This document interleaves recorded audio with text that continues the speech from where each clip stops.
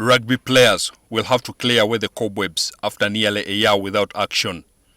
The league, which is set to resume on 6th March, will be condensed into 9 weeks. Nine Barrows Warriors player Gabriel Aredo says all teams will have to reset and prepare for a bumpy ride. Can't say much for the other teams, but if we are all in the same boat, I say we are all pretty much starting from scratch, and then we have to rebuild match day fitness, as well as the mentality to go into these games with no fans, with 1 month of preparations, and the risk of getting infected. The constricted league format, which will have one-off matches, is not worrying Aredo that much. You approach it the way you normally approach any other game, to be honest. You prepare for the team you're playing next. You hope your preparation is sufficient, and then you get in there on match day and hope for the best also.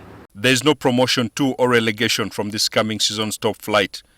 Aredo explains what impact this might have on players' mindsets. Also, probably will create complacency all across the board because everybody knows one-off game, no relegation. There's not really much at stake because a lot still has to be discussed prior to the league kicking off. So it will cut across the board, but that is true. I expect that to be a lot. Black Pirates Desire Ayera explains what players have to do to get back to match and competitive fitness. Generally, as a player, it's going to be hard on us.